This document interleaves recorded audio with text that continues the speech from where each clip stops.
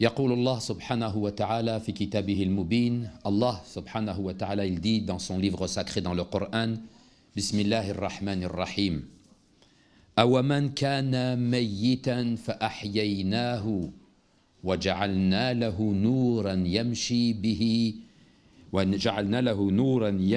به في الناس كمن مثله في الظلمات ليس بخارج منها كذلك زين للكافرين ما كانوا يعملون.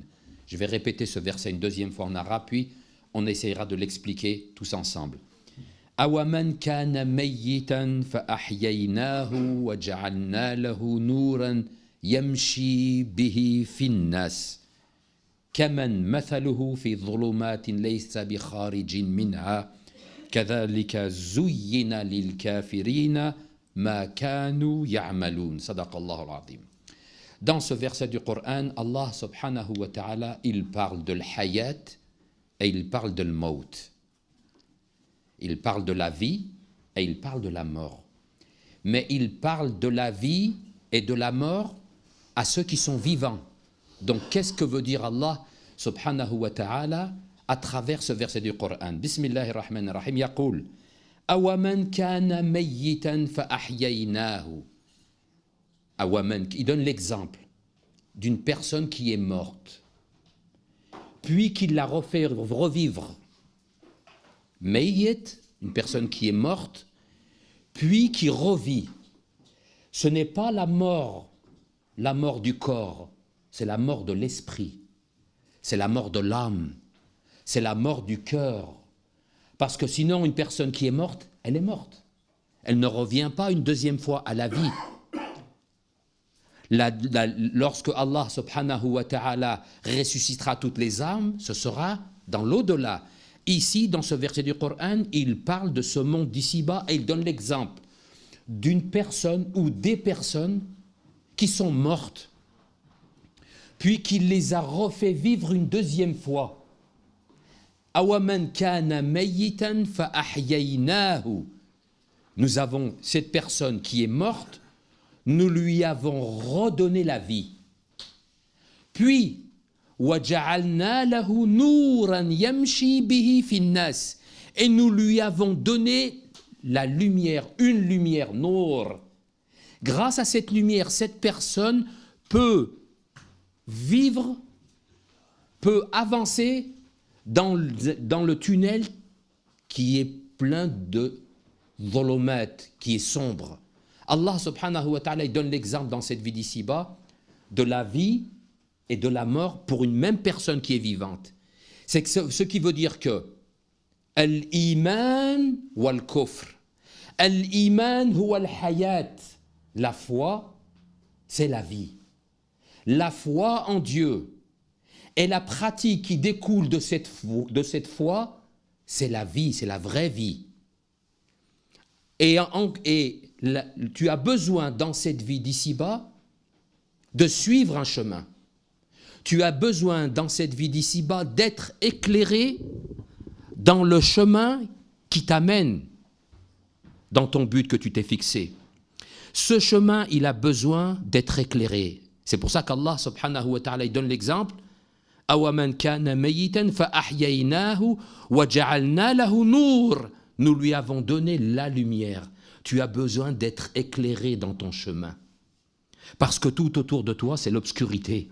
C'est les ténèbres. Si tu t'éloignes du chemin qui est clair devant toi, tu peux tomber dans les ténèbres et les ténèbres sont multiples.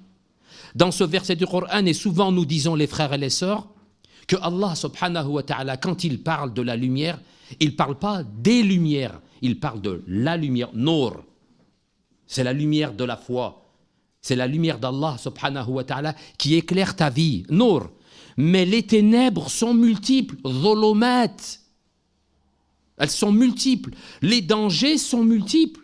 Les dangers qui guettent ta foi, les dangers qui sont tout autour de toi, qui sont là à te faire trébucher pour que tu tombes, sont multiples. Mais Allah subhanahu wa ta'ala, il te dit que grâce à la foi, tu as un moyen d'éclairer ton chemin. Awaman kana mayyitan فَأَحْيَيْنَاهُ وَجَعَلْنَا لَهُ نُورًا. Nous lui avons donné la lumière. Al-mu'min yanzuru bi nurillah.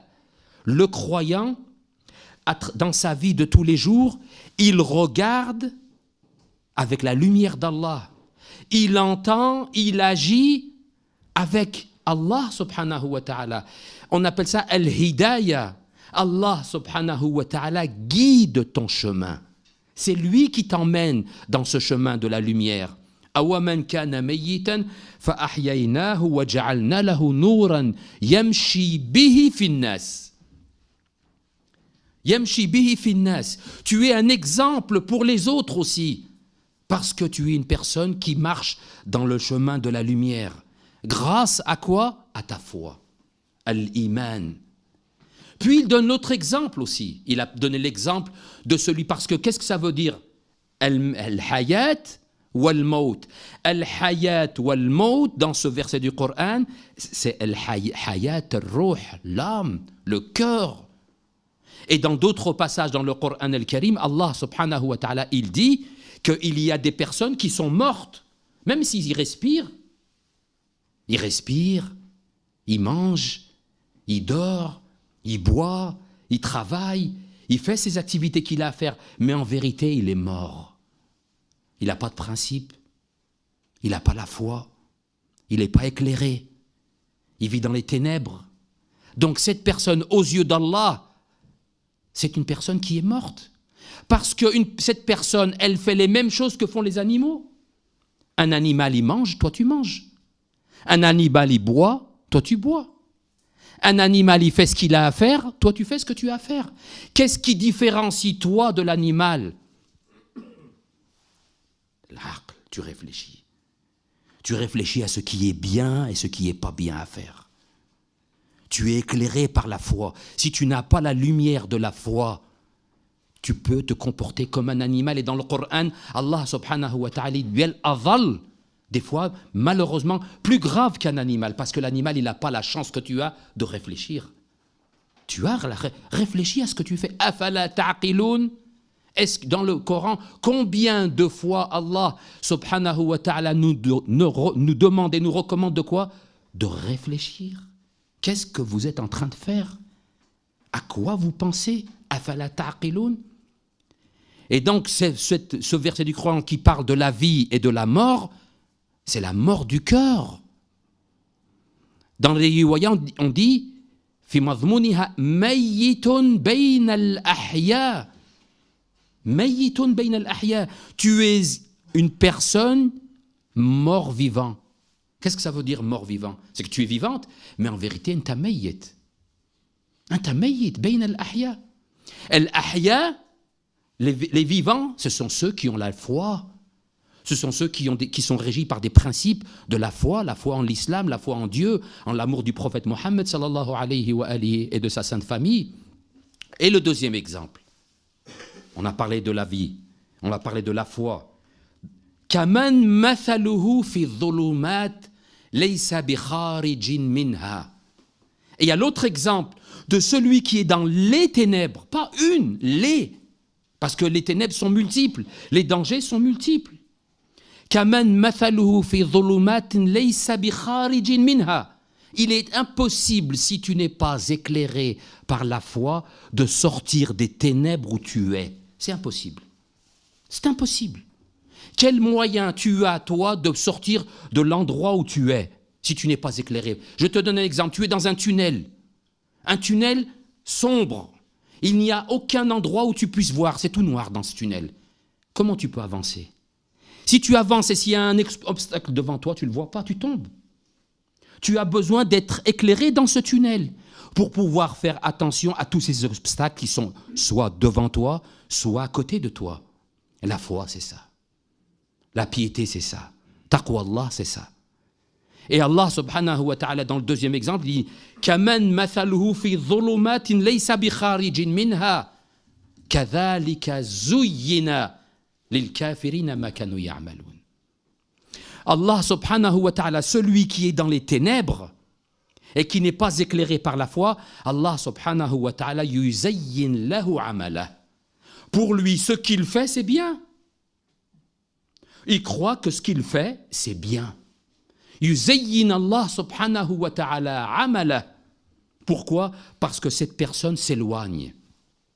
Cette personne s'éloigne de la foi. Cette personne s'est éloignée des principes de l'islam et de la religion. Donc on peut comprendre à travers ce verset du Coran que lorsqu'Allah subhanahu wa ta'ala il parle de la mort et il parle de la vie, c'est la mort du cœur. Le cœur peut mourir. Ton cœur peut mourir. Ton âme peut mourir. À force de faire des fautes, à force de faire des péchés, à force de s'éloigner d'Allah subhanahu wa ta'ala et rester dans les ténèbres, on peut mourir. Tout en respirant, tout en mangeant, en continuant de manger, en continuant de respirer, en continuant de travailler, en continuant de vivre, entre guillemets. Mais tu peux mourir.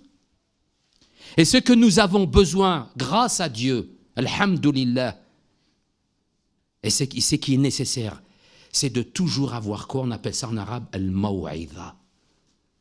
Al-maw'idha, nous avons besoin de conseils, de bons conseils. Amir al-Mu'minin alayhi salam, quand il parle de le cœur, il meurt. Qu'est-ce qu'il dit? Ahyi qalbak salawatullahi wa salamu alayhi. L'imam Ali, il dit Ahyi qalbaka bil maw'idha. Pourquoi nous on vient au Jumu'ah? Indépendamment des hasanat, indépendamment de faire une bonne action, on a besoin d'écouter. D'écouter, bien sûr, et d'appliquer. On a besoin d'écouter tous ces conseils qui font que si j'ai un moment de faiblesse dans ma vie, si j'ai un moment de faiblesse, je viens au vendredi, je viens au Munasaba, grâce à ces conseils, je peux sortir la tête de l'eau. Ça peut m'aider dans le fait de faire des efforts. Amir al-Mu'minin dit « Ahyi qalbak » Ton cœur est en train de mourir, redonne-lui la vie. Redonne-lui la vie grâce avec quoi? Al-Maw'idha. Al-Maw'idha, le conseil, écoutez. Sinon, nous sommes dans trois catégories d'individus. Il y a trois. L'Aïma alayhim as-salam, fi riwaya taqul, fi mazmuniha, an-nasu thalatha. Nous avons besoin, les frères et sœurs, de conseils. Rasoul sallallahu, imaginez le prophète alayhi salatu wassalam, khayru khalqillah, la meilleure des créatures, qui a reçu le message pendant 23 années. Jibra'il alayhi salam, il est descendu sur lui avec le message d'Allah. C'est la meilleure des créatures, c'est le ma'soum, c'est tout. En dehors du message, quand il était avec Jibra'il, qu'est-ce qu'il demandait à Jibra'il alayhi salam, le prophète? Vous savez qu'est-ce qu'il demandait le prophète Mohammed sallallahu alayhi wa sallam à Jibra'il alayhi salam? Ya Jibra'il izni. Ô ange Gabriel, donne-moi un conseil. 23 années d'adoration. Khayru khalqillah. Je ne vous dis pas les adorations qu'il faisait le prophète, les prières, les douas, la proximité qu'il avait avec Dieu. Et avec ça, en dehors du message, lorsqu'il voyait l'ange Gabriel, qu'est-ce qu'il lui demandait? Ya Jibra'il, izni. Oh ange Gabriel, donne-moi un bon conseil. Une fois, 2 fois, 3 fois, il insistait. Et l'ange Gabriel lui donnait le conseil. Nous avons besoin, nous, les croyants, les croyantes, nous avons besoin de l'maw'idha. Al-maw'idha al-hasana tuhyi al-qalb al-mayyit. Le bon conseil, le bon rappel, nous avons besoin de rappel. C'est un bon moyen pour nous refaire vivre notre cœur, lui donner la vie. An-nasu thalatha. Sinon, nous sommes comme, nous devons chercher où nous nous situons. Al-riwaya taqul an-nasu thalatha. An-nas, on distingue les individus dans cette vie d'ici-bas selon 3 catégories de personnes. Et à chacun d'entre nous de chercher où il se situe. An-nasu thalatha. Alimun rabbani. Le savant divin, le wali. Alimun rabbani. Le savant qui est proche d'Allah, qui a la proximité de Dieu, qui est éclairé par la lumière divine. Alimun rabbani. Al-muta'allimu ala sabil al-najat. Deuxième catégorie de personnes. La personne, al-muta'allim, celui qui cherche, qui fait des efforts. Pourquoi? Pour être sauvé. Il fait des efforts pour que son cœur ne soit pas mort. Et on a besoin de faire des efforts dans cette vie d'ici-bas. Et ces efforts sont constants. Ne croyez pas que les efforts que vous faites, c'est aujourd'hui, puis c'est fini. Non, tout le temps. Tous les jours. À chaque instant, nous devons être vigilants et redoubler même des fois de plus d'efforts encore. Tant que nous avons une once d'âme, que nous respirons, nous sommes condamnés toujours à faire des efforts, faire attention, être vigilants. Deuxième cas, al-muta'allimu ala sabil al-najat. La troisième catégorie, taqulu riwaya hamajur ru'a, la grande masse, les gens, le plus grand nombre. Le premier, c'est l'élite. Alhamdulillah, alimun rabbani. Puis on descend dans la catégorie al-muta'allim ala sabil al-najat. La troisième catégorie, et c'est la plus grande, c'est la masse des gens. همج الرعاع أتباع كل ناعق يميلون مع كل ريح. Et il donne la réponse pourquoi l'imam. همج الرعاع, la grande masse des gens, le grand nombre. أتباع كل ناعق, ils suivent les beaux parleurs, celui qui parle bien. Et c'est vrai. Nous, on ne regarde pas le fond, on regarde la forme. Il parle bien, on le suit. أتباع كل ناعق يميلون مع كل ريح. La grande masse des gens suivent au gré des vents. Si le vent il souffle à droite, il va à droite. Si le vent il souffle à gauche, il va à gauche. Pourquoi? Il dit l'imam, لم يستضئوا بنور العلم ولم يلجأوا إلى ركن وثيق. Ils ne sont pas, et on revient au début, ils ne sont pas éclairés par le savoir, par la foi. Si tu n'es pas éclairé par le savoir et par la foi, tu suis au gré des vents. Si on te dit de suivre à droite, tu suivras à droite. Si on te dit de suivre à gauche, tu suivras à gauche. يَمِلُونَ مَعَ كُلِّ رِيحٍ لَمْ يَسْتَضِئُوا بِنُورٍ. Ils ne sont pas éclairés par la lumière du savoir. وَلَمْ يَلْجَأُوا إِلَى رُكْنٍ وَثِيقٍ. Et le cas le plus, c'est quoi? Ils n'ont pas une assise forte, un pilier, sur quoi s'accouder. Des moments, quand tu es fatigué, tu cherches à t'accouder sur quelque chose de solide, un mur, tu t'accoudes. Si toi, tu t'accoudes sur un roseau, ou tu t'accoudes sur quelque chose qui n'a pas tu tombes avec lui. Et ça, c'est quoi? C'est l'iman, c'est la foi.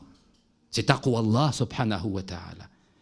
C'est le travail que nous devons faire tout le temps, à chaque instant. Être vigilant, ne jamais baisser la garde. Parce que si on baisse la garde, nous avons des ennemis. Le premier ennemi, Shaitan, la'natullah alayh, qui est là et qui guette nos faiblesses, qui guette nos instants de doute, qui est là et qui guette lorsque nous avons des moments de faiblesse pour nous faire tomber. Mais lorsque toi, tu as un lien avec Allah, tabaraka wa ta'ala, et comme je l'ai dit auparavant, avec le maw'idha, tu as besoin d'écouter. L'écoute, bien sûr, mes frères et sœurs, c'est important, mais ça ne suffit pas. L'écoute, c'est important. Mais on doit mettre en pratique l'écoute. Sinon, ce n'est qu'une écoute si elle n'est pas mise en pratique ou elle n'est pas mise en valeur. Et ça, c'est la nécessaire. Sallu ala Muhammad wa ali Muhammad.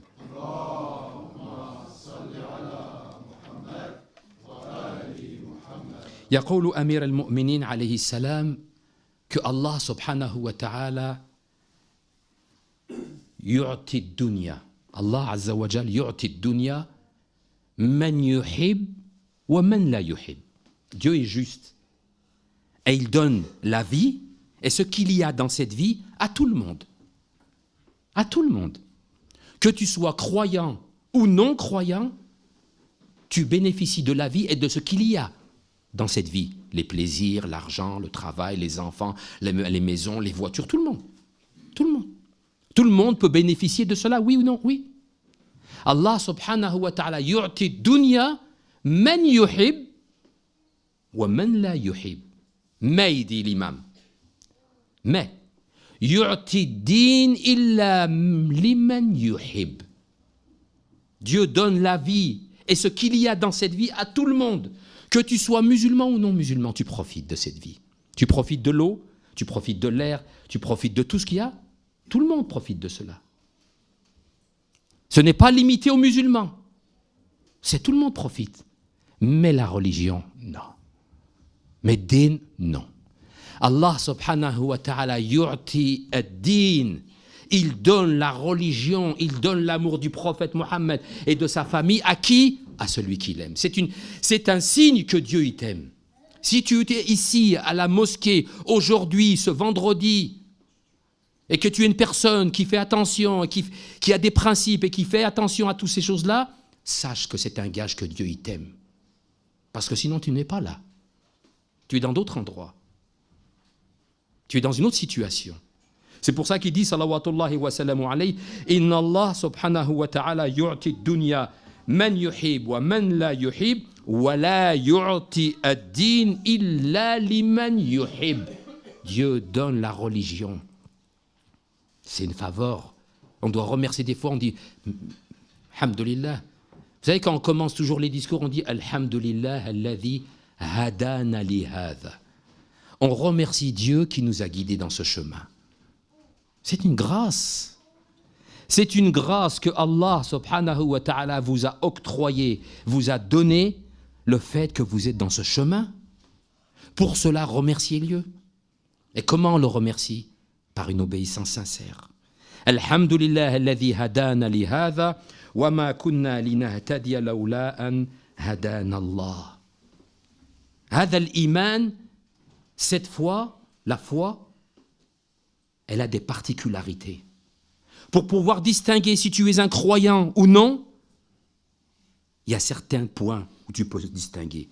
Si tu fais partie des croyants ou tu n'en fais pas partie. يقول الإمام الجواد عليه السلام الإمام جواد عليه السلام يقول المؤمن يحتاج إلى ثلاثة. Le croyant doit avoir trois de ces qualités. Pour qu'on puisse dire qu'il est un mu'min, qu'il est un croyant. Tu dois disposer de ces trois qualités. Al-mu'min yahtaj ila thalatha. Le croyant doit avoir trois qualités. La première, yaqulu al-imam, tawfiq min Allah. At-tawfiq min Allah subhanahu wa ta'ala. Être dans les bonnes grâces d'Allah. C'est-à-dire que lorsque tu es à la mosquée, lorsque tu es en train de lire le Coran, lorsque tu fais une aumône, lorsque tu parles bien, sache que c'est une grâce divine. C'est ça le croyant. Tu fais cela certes, mais Allah subhanahu wa ta'ala manna Allahu alayk bi hadhihi ni'ma.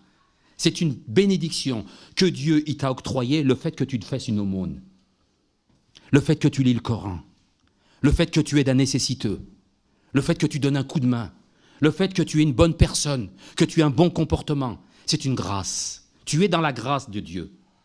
Hadha tawfiq min Allah subhanahu wa ta'ala. Premier point, première qualité, pour qu'on puisse dire que tu es un croyant. La deuxième, wa wa'idhun min nafsi. Wa wa'idhun min nafsi. Être un bon conseiller pour lui-même. On a parlé de l'maw'idha. Le bon conseil que tu donnes aux autres commence par toi. Être un bon conseiller, c'est bien, mais d'abord toujours pour lui-même. Parce que nous avons toujours, nous, malheureusement, donner des bons conseils aux autres. On voit les défauts des autres. On regarde les autres, comment ils parlent. On est là toujours, parle pas comme ça, agis comme ça, fais comme ça. Mais toi, est-ce que tu t'es regardé comment tu parles? Est-ce que tu t'es regardé comment tu agis? Est-ce que tu t'es regardé comment tu te comportes avec les autres? Donc la première, pour le croyant, indépendamment de donner un bon conseil aux autres, c'est quoi? Être un bon conseiller avant tout pour lui-même. Le premier, c'est toi. Puis, bien sûr, les autres.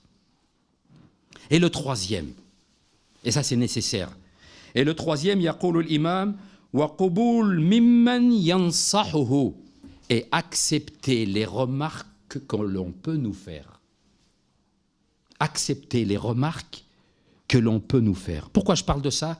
Parce que malheureusement, peu de croyants acceptent les remarques qu'on peut nous faire, que ce soit en public ou en privé. Lorsqu'on nous fait une remarque, la personne qui me fait une remarque, ce n'est plus mon ami. Nous voulons des amis, nous voulons des frères, nous voulons des sœurs, des amis qui nous caressent dans le sens du poil, qui nous disent que des belles choses qu'on veut entendre. Mais lorsque nous avons des défauts, on ne veut pas nous dire nos défauts. Nous sommes à même, nous, les premiers à dire les défauts des autres, mais on n'accepte pas qu'on nous dise nos défauts.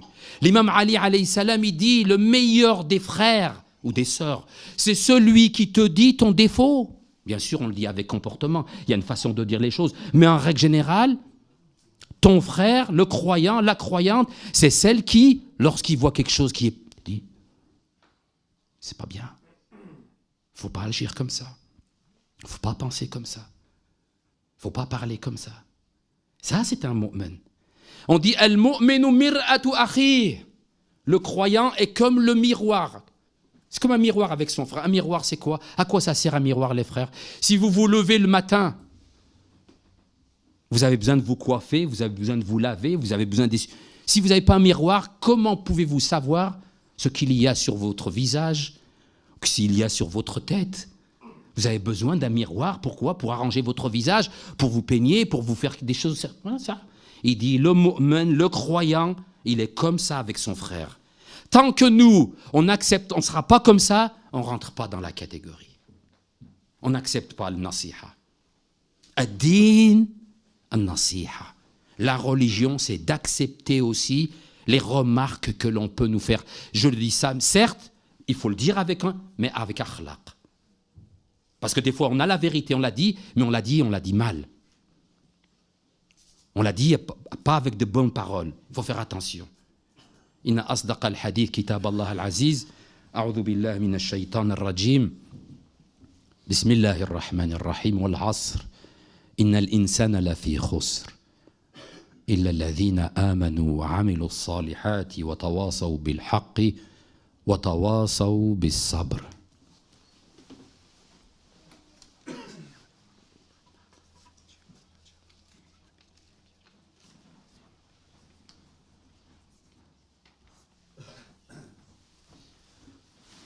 الحمد لله رب العالمين وبه نستعين والعاقبة للمتقين ولا عدوان إلا على الظالمين والصلاة والسلام على أشرف الأنبياء وأعز المرسلين حبيب إله العالمين أبي القاسم المصطفى محمد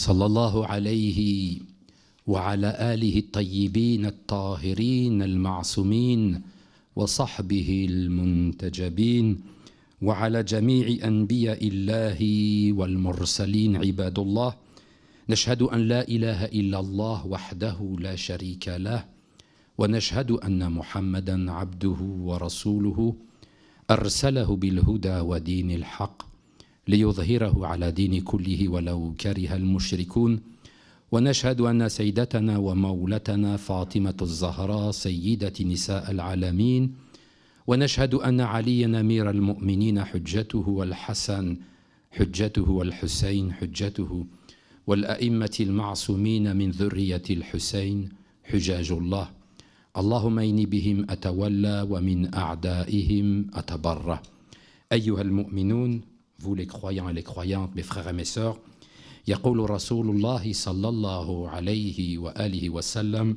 في حديث من أصبح ولم يهتم بأمور المسلمين فليس بمسلم. Le prophète il dit, celui qui se lève chaque matin, il nous montre l'importance et le degré de conscience que nous devons avoir, nous les croyants, les musulmans. Le prophète il dit, من أصبح ولم يهتم بأمور المسلمين فليس بمسلم. Celui qui se lève chaque matin et qui ne se soucie guère de ses frères musulmans, qui n'a pas une pensée pour les musulmans. Lesquels musulmans? Les musulmans qui souffrent. Il dit le prophète, فليس بمسلم. Tu n'es pas musulman. Tu n'es pas musulman si tu n'as pas une pensée chaque matin, dans la journée, des moments où tu penses aux musulmans qui souffrent. Pourquoi j'ai utilisé ce hadith? Parce que je pense à Sha'b al-Yamani al-Mazlum, le Yémen. Il y a beaucoup de problèmes dans le monde musulman, c'est vrai. Il y a beaucoup de problèmes en Syrie, beaucoup de problèmes en Irak, Liban, beaucoup de problèmes en Birmanie, beaucoup de problèmes en Afrique.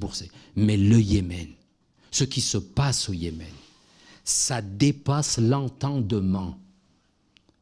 Et ça, nous les frères et les sœurs, quand on dit ça, ce n'est pas nous les musulmans qui le disent maintenant. C'est les occidentaux, c'est les journalistes. Nous sommes à l'aube de la plus grande catastrophe, eux ils disent humanitaire, de la plus grande catastrophe humanitaire que l'humanité a connue. On parle du Yémen. Et ça se fait dans un silence assourdissant. On en parle un tout petit peu. Un peuple entier est pris en otage par une pseudo-coalition. Une pseudo-coalition, en vérité, c'est l'Arabie Saoudite, avec quelques pays qu'elle a achetés. Et depuis plus de 4 ans, depuis des années, bombarde ce pays. Rien n'est épargné, les frères. En tant que musulmans, les mosquées ne sont pas épargnées. Les écoles ne sont pas épargnées. Les marchés ne sont pas épargnés. Les habitations où il y a les civils ne sont pas épargnées. Il y a une famine. Je ne vous dis pas le choléra et la diphtérie. Le choléra et la diphtérie. Les premières victimes, ce sont les enfants. Et malheureusement, on entend très peu dans les capitales où il y a la démocratie, on entend très peu des discours, mais des vrais discours de rejet de cette politique. Pourquoi? Parce que Ali Saoud, les Saoudiens, Ali Saoud, ont acheté la majorité des gens. Ils les ont achetés. Alors on parle on est indigné. Il y a quelques paroles, il y a quelques mots, mais en règle générale, quand vous voyez ce qui se passe, c'est une catastrophe. Je lisais, je vais dire Le Figaro, c'est pas nous les musulmans, et il y en a d'autres, hein, Le Figaro qui dit « Nous sommes à l'aube de la plus grande catastrophe ». La plus grande catastrophe, les frères, que l'humanité, il dit ça. Des millions, il y a 27 millions au Yémen. Un peuple de 27 millions, plus de la moitié, il dit, plus de la moitié est au bord de la famine. Au bord, vous savez ce que ça veut dire au bord? Il n'y a plus rien à manger. Il n'y a plus rien à manger. Ça, c'est manger. L'eau, elle est plus potable. Problème d'eau, problème de nourriture. Les maladies, le choléra, la diphtérie, et j'en passe. Et tout ça, est-ce que vous entendez? On parle de démocratie, on parle des droits de l'homme. Normalement, en tant que, on ne va pas dire musulman, on met de côté la religion en tant qu'être humain. Nous sommes bouleversés en tant qu'être humain, nous sommes choqués en tant qu'être humain, et peu importe le pays qui nous donne de l'argent pour financer notre économie ou la vente d'armes, nous avons des principes. Ces principes font qu'on ne peut pas tergiverser avec le droit. L'ONU qui demande expressément à l'Arabie Saoudite de lever le blocus, et l'Arabie Saoudite ne lève pas le blocus depuis des mois. Les instances internationales demandent la levée du blocus humanitaire pour que les gens mangent, pour que les gens puissent boire, pour que les gens puissent se soigner. Non. Est-ce que ce ne sont pas des Arabes? Le Yémen, c'est des Arabes. Est-ce que ce sont des musulmans? Le Yémen, c'est des musulmans. C'est pas Shia pour dire ouais, c'est sunnite, chiite. Non. C'est un peuple qui veut la liberté. C'est un peuple qui se bat pour sa liberté. Et on refuse de lui donner sa liberté. Et on lui fait toutes les pressions inimaginables de la part de l'Arabie Saoudite et de ses acolytes. Les ventes d'armes à l'Arabie Saoudite n'ont jamais été aussi importantes qu'à l'heure où je vous parle. À l'heure où je vous parle, il y a encore d'énormes transactions pour encore bombarder encore plus le Yémen. L'Arabie Saoudite qui nous donne des leçons de morale. L'Arabie Saoudite qui, Ali Saoud, qui parle de terrorisme, alors que ce sont eux les premiers terroristes. Le terreau, les frères et les sœurs, le terreau du terrorisme, il est où? Il est là-bas. Tous nos jeunes dans nos banlieues, je parle de la France où on vit, et dans nos pays, musulmans ou non, qui ont changé leur mentalité, qui ont changé leur pensée, qui sont devenus ce qu'ils sont devenus, Daesh et compagnie. Comment? D'où ça vient? Du jour au lendemain, ils se sont réveillés? Ils sont devenus terroristes? Non. C'est qu'on leur a enseigné ça. Il y a des écrits, il y a la pensée. Il faut s'attaquer au fond, pas à la forme. Lorsque vous écoutez les débats télévisés, on ne parle que de la forme. Oui, les terroristes, qu'est-ce qu'on va en faire? On va les amener en prison, pas en prison, comment?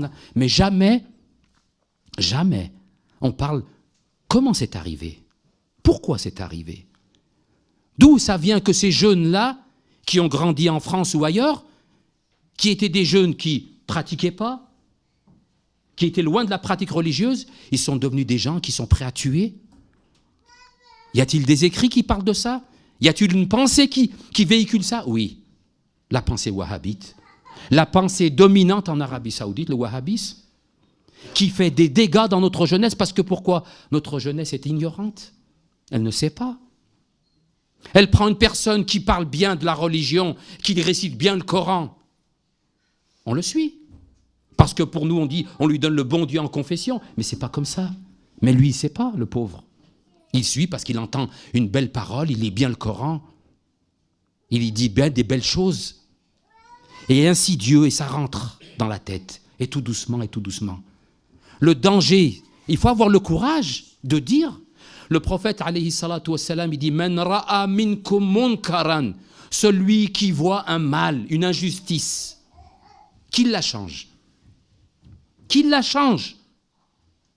Qu'il la change avec une action, biyadi. S'il ne peut pas, bilisanihi, avec sa langue. Si tu ne peux pas agir par une action, parle. Tu peux dénoncer. Tu peux parler autour de toi.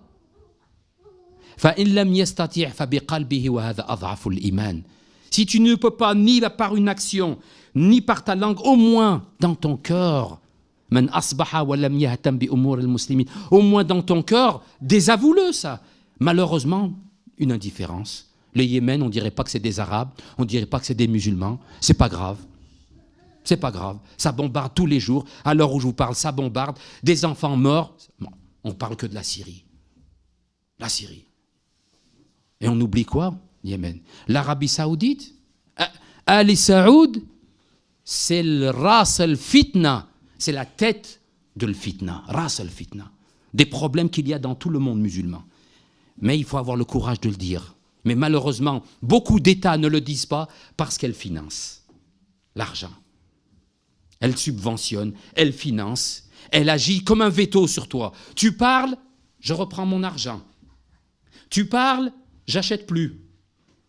Tu parles pas, je te donne au compte-gouttes. Ils ne donnent pas beaucoup, ils donnent au compte-gouttes, hein, surtout nos Arabes. Ils donnent au compte-gouttes. Mais l'imam Hussein, alayhi salam, il nous dit, le jour de Ashura, « In lam yakun lakum din, fakunu ahrara fi dunyakum » Si vous n'avez pas de religion, soyez des hommes libres. Soyez des hommes libres, ayez des principes de liberté, d'égalité, de justice. Ce sont des principes qui font que nous sommes tous universels. Ce sont des principes universels où tous les hommes peuvent se réunir. Regarde, l'Arabie Saoudite donne des... Ri'ayat terroriste, c'est elle qui a créé le terrorisme. Elle donne des leçons pour dire tel État est terroriste, tel groupe est terroriste. Son ami, le Qatar, était un meilleur ami lorsqu'il y a eu un problème politique, entre guillemets, c'est devenu le Qatar terroriste. Pas elle, hein? Pas de problème, elle. Il n'y a rien. Il n'y a rien. On décapite à coups de sabre, on tue, on viole, on flagelle, pas de problème l'Arabie Saoudite. Mais l'argent. La nécessité pour nous, les frères et sœurs, de parler, d'expliquer autour de nous à travers ça. C'est une obligation, comme le dit le prophète alayhi salatu wassalam. نسأل الله سبحانه وتعالى أن يجعلنا من الذين يستمعون القول فيتبعون أحسنه اللهم اهدنا فيمن هديت وعافنا فيمن عافيت وتولنا فيمن توليت وبارك لنا فيما أعطيت وقنا شر ما قضيت فإنك تقضي ولا يقضى عليك إنه لا يذل من وليت ولا يعز من عديت باركت ربنا وتعاليت ربنا لا تؤاخذنا إن نسينا أو أخطأنا ربنا ولا تحمل علينا إصرا كما حملته على الذين من قبلنا ربنا ولا تحملنا ما لا طاقة لنا به واعف عنا واغفر لنا وارحمنا أنت مولانا فانصرنا على القوم الكافرين اللهم انصر من نصر الدين واخذل من خذل الدين اللهم احفظ إمامنا وقائدنا سيد علي الخامنئي اللهم يا رب طول في عمره الشريف إلهي المقاومة الإسلامية في لبنان وسيد حسن نصر الله وإخواننا المجاهدين الذين يدافعون عن المقدسات بالخصوص الشعب اليمني المظلوم اللهم احفظهم بعينك التي لا تنام اللهم احفظهم من كيد الأعداء والدواعش والنواصب وآل السعود يا منتقم بحق يوم الجمعة يا الله يا منتقم انتقم من آل السعود الظالمين وأتباعهم وأشياعهم وأوليائهم اللهم صل على Muhammad وآل Muhammad إلهي mon Dieu Ya Allah par la grâce de ce jour, le jour du vendredi, on n'oublie pas les malades qui sont présents à la mosquée, ceux qui sont absents et qui espèrent de notre part une prière en ce jour, le jour du vendredi. Ya Allah, oh mon Dieu, guéris nos malades. Allahumma shfihim bi shifaik, wa dawihim bi dawaik, wa afihim bi afiyatik. Ilahi bi haqqi Muhammad wa ali Muhammad, arham mautana, nos défunts, les personnes qui nous ont précédés, nos familles qui nous attendent de nous nos prières. Allahumma arhamhum bi rahmatika allati wasi'at kulla shay. اللهم ارحمهم برحمتك التي وسعت كل شيء وارزقهم شفاعة محمد وآل محمد اللهم صل على محمد وآل محمد وكن لوليك الحجة بن الحسن صلواتك عليه وعلى آبائه في هذه الساعة وفي كل الساعة وليا وحافظا وقائدا وناصرا ودليلا وعينا حتى تسكنه أرضك طوعا وتمتعه فيها طويلا برحمتك يا أرحم الراحمين وصل اللهم على سيدنا محمد وآله الطاهرين الطاهرين الطاهرين الطاهرين الطاهرين